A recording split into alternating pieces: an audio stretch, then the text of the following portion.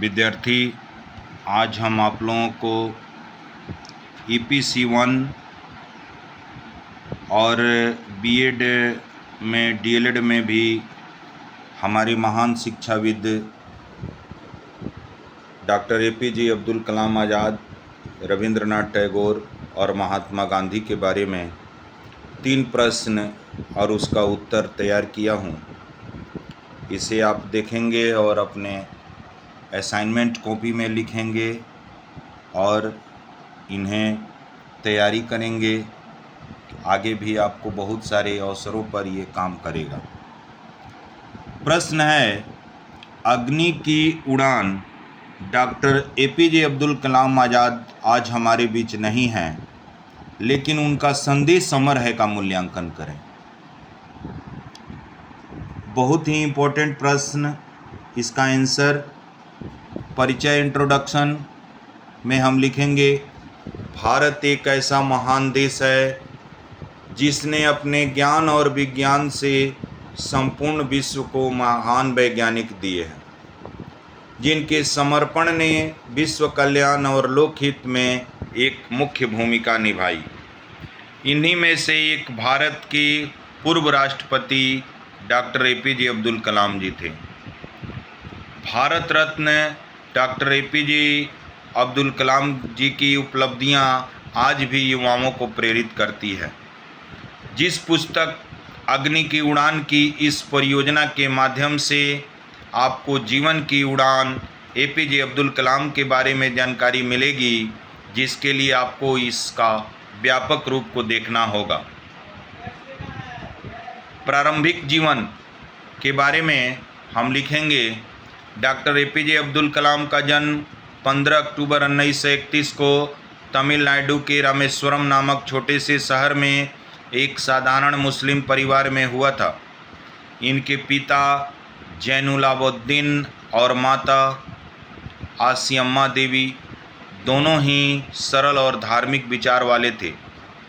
गरीब होने के बावजूद उनके परिवार ने शिक्षा को बहुत महत्व दिया। बचपन में ही डॉक्टर कलाम ने विज्ञान के प्रति रुचि प्रस्तुत की थी। उन्होंने अपनी प्रारंभिक शिक्षा रामेश्वरम के छोटे स्कूल से प्राप्त की और बाद में मद्रास इंस्टीट्यूट ऑफ टेक्नोलॉजी से एरोस्पेस इंजीनियरिंग में स्नातक किया। इनका शैक्षिक यात्रा और करियर है। डॉक्टर कलाम का वैज्ञानिक करियर शुरू हुआ जब उन्होंने रक्षा मंत्रालय में वैज्ञानिक के रूप में कार्य शुरू किया। उन्होंने भारत के अंतरिक्ष कार्यक्रम और मिसाइल विकास में महत्वपूर्ण भूमिका निभाई। विशेष रूप से अग्नि मिसाइल के विकास में उनका योगदान उल्लेखनीय है, जिनके कारण उन्हें मिसाइल मैन का खिताब मिला। भारत के परमाणु परीक्षण पोखरण 2 में भी कलाम ने महत्वपूर्ण भूमिका निभाई, जिसने भारत को परमाणु शक्ति संपन्न राष्ट्रों में शामिल कर दिया। अग्नि की उड़ान डॉक्टर APJ अब्दुल कलाम। भारत के मिसाइल मैन और पूर्व राष्ट्रपति डॉक्टर APJ अब्दुल कलाम द्वारा लिखित अग्नि की उड़ान केवल उनकी आत्मकथा नहीं है, बल्कि यह उनके संघर्ष, परिश्रम, सफलता और राष्ट्र सेवा की प्रेरणादायक कहानी है। यह पुस्तक डॉक्टर कलाम के व्यक्तित्व तथा अग्नि, पृथ्वी, त्रिशूल और नाग जैसी मिसाइलों के विकास की कहानी भी बनाती है। यह उन घटनाओं का वर्णन करती है जिन्होंने भारत को अंतर्राष्ट्रीय स्तर पर एक शक्तिशाली और आत्मनिर्भर राष्ट्र के रूप में पहचान दिलाई। यह पुस्तक विज्ञान, तकनीकी एवं रक्षा के क्षेत्र में भारत की उपलब्धियों और आत्मनिर्भरता की यात्रा को दर्शाती है। डॉक्टर APJ अब्दुल कलाम का जन्म 15 अक्टूबर 1931 को तमिलनाडु के रामेश्वरम में हुआ था। उन्होंने साधारण परिस्थितियों में रहते हुए कठिन परिश्रम और शिक्षा के बल पर महान वैज्ञानिक तथा भारत के राष्ट्रपति बनने तक का सफर तय किया। अग्नि की उड़ान पुस्तक की संक्षिप्त परिचय के बारे में हम आपको बताएंगे कि इस पुस्तक के माध्यम से हम बदलते भारत की तस्वीर को देख सकते हैं। यह पुस्तक हमें बड़े सपने देखने और उन्हें पूरा करने के लिए निरंतर प्रयास करने की प्रेरणा देती है। साथ ही यह सिखाती है कि जीवन की हर परिस्थितियों में संघर्षों का सम्मान करना चाहिए और कभी हार नहीं मानना चाहिए। इस पुस्तक में डॉक्टर एपीजे अब्दुल कलाम जी के अनुभवों, विचारों और जीवन दर्शन को प्रस्तुत किया गया है। उन्होंने शिक्षा, विज्ञान, आत्मनिर्भरता और राष्ट्र निर्माण पर विशेष बल दिया है। यह पुस्तक युवाओं के लिए प्रेरणा का स्रोत है और उन्हें अपने लक्ष्य प्राप्त करने के लिए मेहनत, अनुशासन तथा समर्पण का संदेश देती है। डॉक्टर एपीजे अब्दुल कलाम जी के संघर्ष और व्यक्तित्व के बारे में बताया गया है कि एपीजे अब्दुल कलाम सदा पीड़ा और सपनों में नहीं बल्कि अपने संघर्षों से पहचाने जाते हैं। उन्होंने अपने जीवन में आए हर संघर्ष को अपनाया और उन्हें सफलता में बदला। इस पुस्तक में आप उनके जीवन के अनेक प्रेरणादायक किस्सों से परिचित होंगे। उन्होंने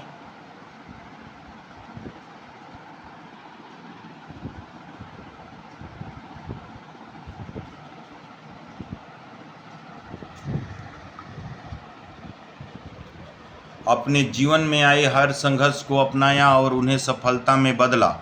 इस पुस्तक में आप उनके जीवन के अनेक प्रेरणादायक किस्सों से परिचित होंगे। उनके ये गुण भारत का हर युवा सीख सकता है। पुस्तक अग्नि की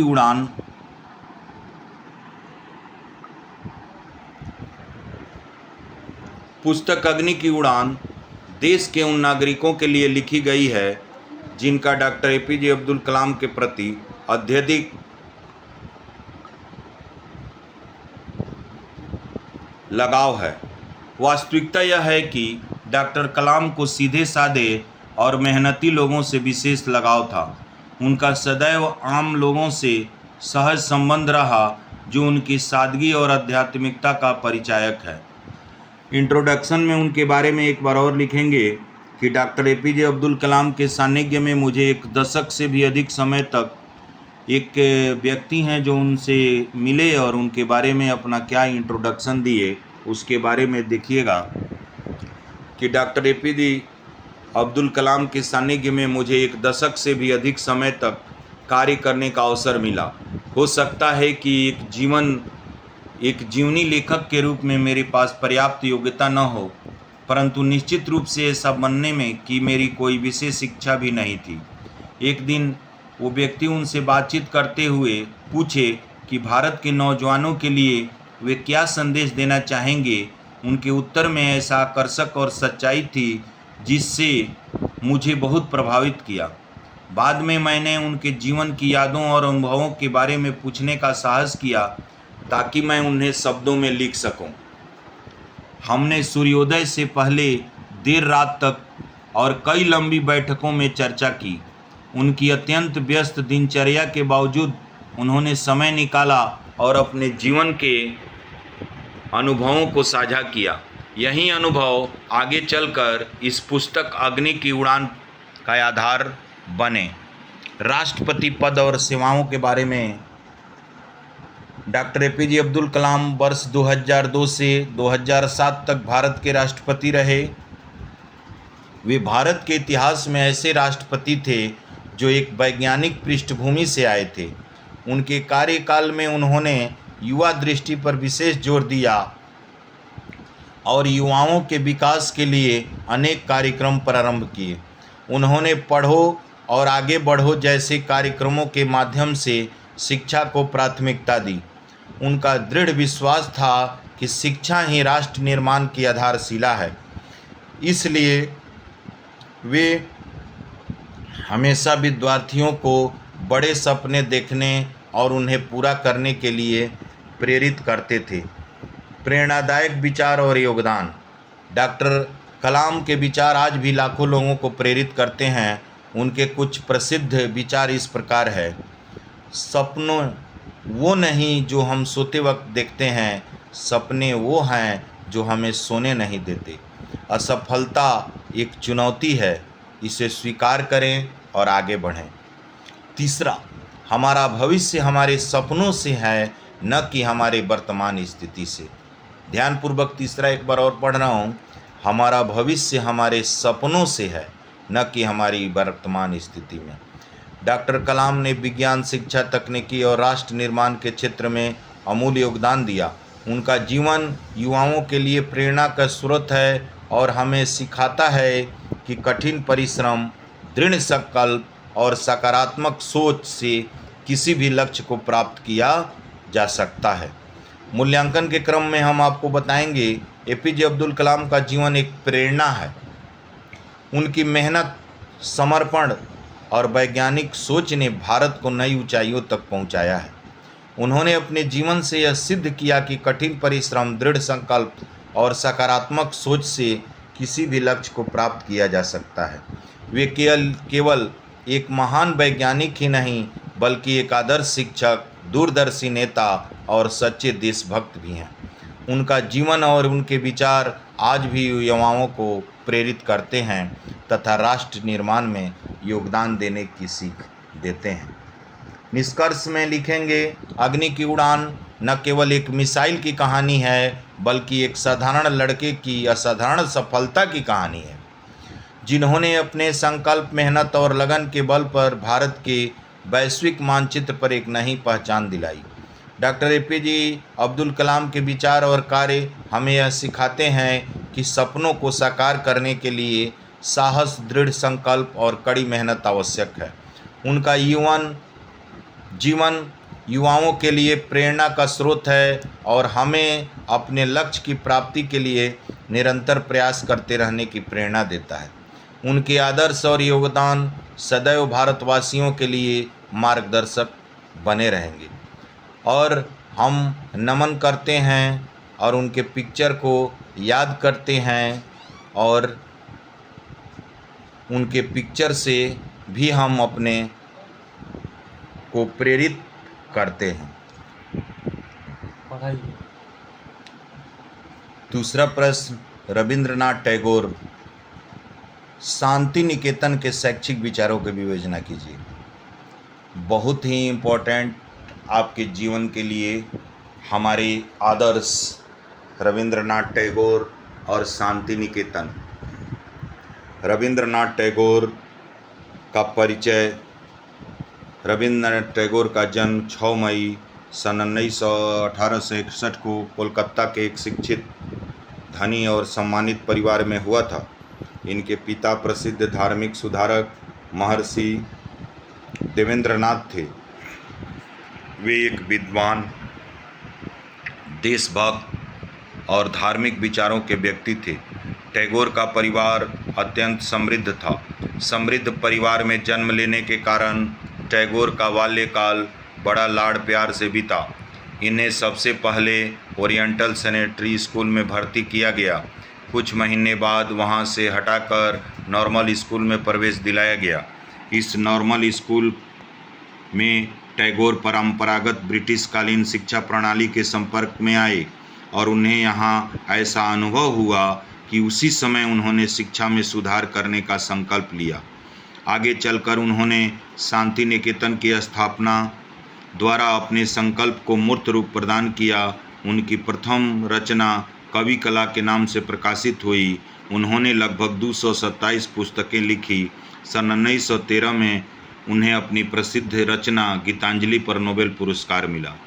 शिक्षा के उद्देश्य के बारे में उन्होंने कहा है कि टैगोर ने स्पष्ट रूप में कहीं पर भी शिक्षा के उद्देश्य का वर्णन नहीं किया है, परंतु उनकी विभिन्न रचनाओं से शिक्षा के उद्देश्य के संकेत मिलते हैं। उन्हीं विचारों के आधार पर उनके शिक्षा के प्रमुख उद्देश्य निम्नलिखित हैं। पहला है शारीरिक एवं मानसिक शिक्षा। शिक्षा का प्रमुख उद्देश्य यह है कि बालक के शारीरिक विकास पर विशेष बल दिया जाए। शारीरिक विकास के लिए विभिन्न प्रकार के स्वाभाविक व्यायाम, खेलकूद को प्रोत्साहन देने की आवश्यकता है।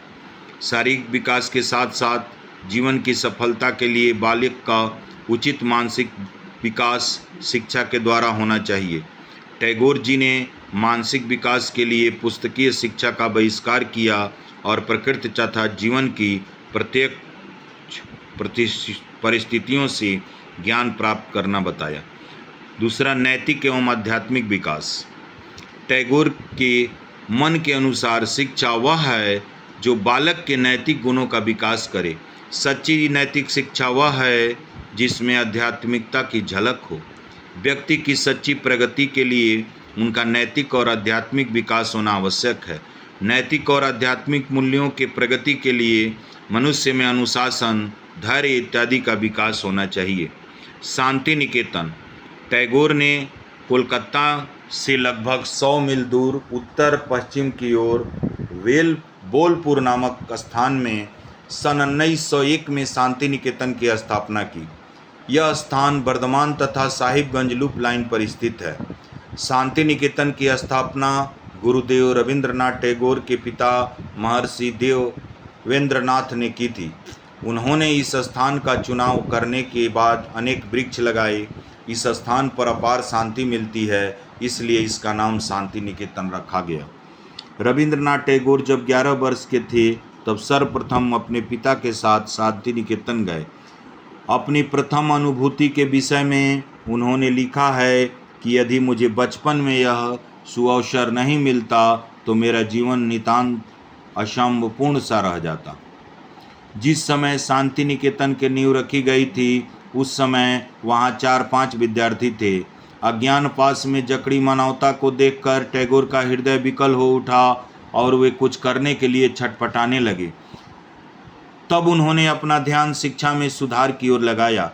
वे प्राचीन गुरुकुल प्रणाली की विशेषताओं से अत्यधिक प्रभावित थे। उन्होंने अपने शिष्यों को पूर्ण स्वतंत्रता दी। उनका विचार था कि छात्र को वही कार्य को करने को कहा जाए जिनमें उन्हें आनंद मिले।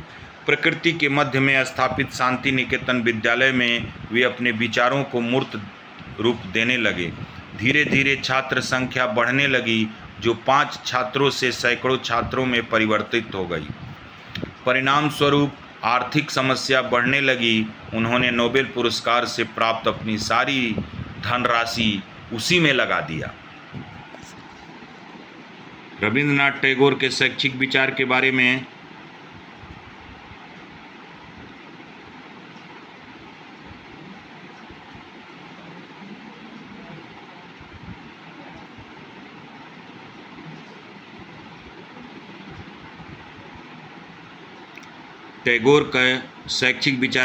जानिए।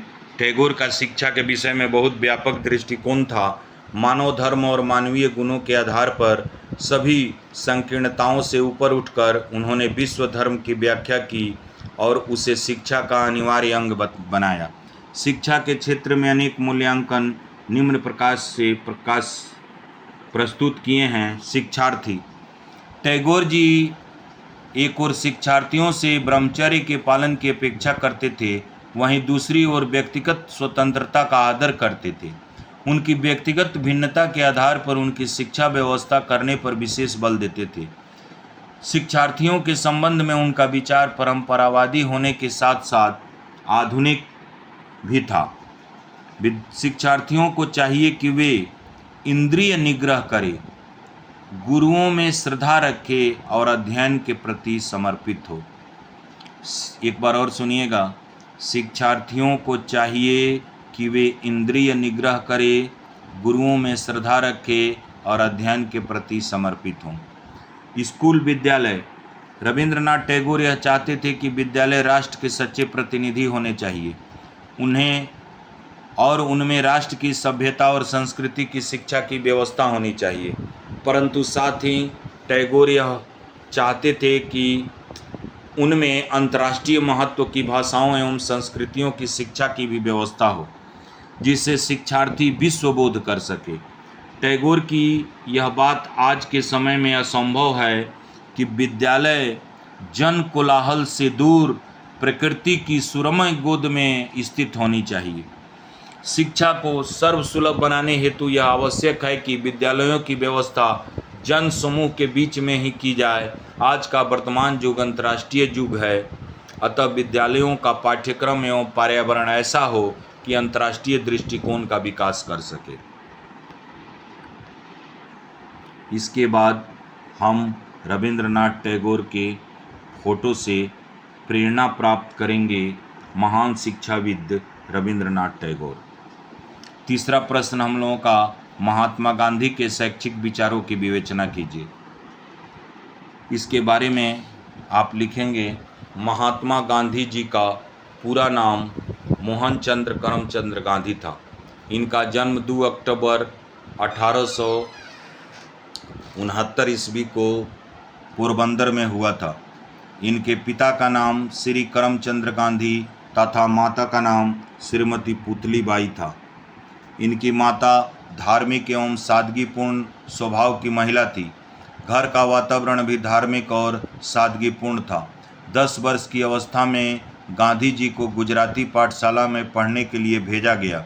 सन 1887 ईस्वी में उन्होंने मैट्रिक परीक्षा उत्तीर्ण की। सन 1888 ईस्वी में वे इंग्लैंड चले गए। गांधी जी का विवाह 13 वर्ष की आयु में कस्तूरबा से हुआ, जब वे हाई स्कूल में पढ़ते थे। इंग्लैंड में कानून की शिक्षा प्राप्त कर गांधी जी 18 जून 1891 को भारत लौट आए। विद्यार्थी जीवन में सत्य हरिश्चंद्र और श्रवण कुमार के जीवन का उनके ऊपर गहरा प्रभाव पड़ा। राजकोट और बम्बई से वकालत प्रारंभ करने के बाद उन्हें एक मुकदमे के सिलसिले में दक्षिण अफ्रीका जाना पड़ा। वहां उन्होंने भारतीयों के हित की रक्षा के लिए संघर्ष किया। सन 1914 ईस्वी में वे भारत लौट आए। सन 1917 ईस्वी में उन्हें चंपारण के किसानों के लिए खुलकर संघर्ष किया और यहीं से उनके सार्वजनिक जीवन का प्रारंभ हुआ। सन 1915 ईस्वी में गांधी जी ने साबरमती आश्रम की स्थापना की। सन 1930 ईस्वी में उन्होंने दांडी यात्रा द्वारा नमक कानून का विरोध किया तथा अंग्रेजों के विरुद्ध स्वतंत्रता संग्राम को बल दिया। 1931 ईस्वी में गांधी इरविन समझौते के बाद वे द्वितीय गोलमेज सम्मेलन में भारत के प्रतिनिधि के रूप में इंग्लैंड गए और भारत की स्वतंत्रता की मांग की। सन 1937 ईस्वी में वर्धा योजना की नींव डाली गई, जिसमें शिक्षा पद्धति में महत्वपूर्ण परिवर्तन सुझाए गए। अगस्त 1942 ईस्वी में गांधी जी ने भारत छोड़ो आंदोलन का नेतृत्व किया, जो अंग्रेजों के विरुद्ध एक महान जन आंदोलन था। इंट्रोडक्शन। प्रस्तावना परिचय में वर्तमान समय में शिक्षा की स्थिति क्रमबद्ध रूप से दिखाई नहीं पड़ती। इस विषय पर गहराई से विचार विमर्श एवं कार्यशाला करने की आवश्यकता है, जिससे शिक्षा के स्तर में सुधार किया जा सके और राष्ट्र का निर्माण हो सके। अध्ययन का उद्देश्य क्या था? किसी भी अध्ययन का उद्देश्य उसके शोध कार्य को दिशा देता है, जिससे निश्चित परिणाम प्राप्त होते हैं। अतः शोध अध्ययन के कुछ उद्देश्य होते हैं जो महात्मा गांधी ने दिए हैं। महात्मा गांधी के पहला उद्देश्य, महात्मा गांधी ने दार्शनिक विचारों का अध्ययन उनके ग्रंथों के आधार पर करना। महात्मा गांधी के शैक्षिक विचारों की पृष्ठभूमि में उनके शिक्षा दर्शन की रूपरेखा प्रस्तुत करना। महात्मा गांधी के शैक्षिक विचारों के विश्लेषणात्मक स्वरूप का प्रस्तुतिकरण करना। महात्मा गांधी के शिक्षा दर्शन की समानता का अध्ययन करना। इनके शैक्षिक विचार क्या थे, इसके बारे में जानिए, बहुत इम्पोर्टेंट है। शिक्षा के क्षेत्र में गांधी जी ने भारत के इतिहास में जो महत्वपूर्ण कार्य किए हैं, उनका मानना है कि राष्ट्र निर्माण के लिए आने वाली पीढ़ी को उत्तम शिक्षा प्रदान की जानी चाहिए, जिन्हें नए राष्ट्र का निर्माण हो सके। हमारे महात्मा गांधी जी ने अपने शिक्षा व्यवस्था में ब्रह्मचर्य, अस्वाद, मातृभाषा तथा कौशल विकास पर विशेष बल दिया है। उन्होंने मनुष्य को एकादश व्रत, सत्य, अहिंसा, अस्तेय, अपरिग्रह, अस्पृश्यता निवारण, कायिक श्रम, सर्वधर्म समभाव और विनम्रता आदि के पालन के लिए प्रेरित किया है। एक बार और सुनिएगा, गांधी जी के शिक्षा व्यवस्था में ब्रह्मचर्य, अस्वाद, मातृभाषा तथा कौशल विकास पर विशेष बल दिया गया है। उन्होंने मनुष्य को एकादश व्रत, सत्य, अहिंसा, अस्तेय, अपरिग्रह, अस्पृश्यता निवारण मतलब छुआछूत, कायिक श्रम, सर्वधर्म समभाव और विनम्रता आदि के पालन के लिए प्रेरित किया है। गांधी जी ने अपने शिक्षा दर्शन के आधार पर राष्ट्रीय शिक्षा का स्वरूप निर्धारित किया, जिसे बेसिक शिक्षा के नाम दिया गया है।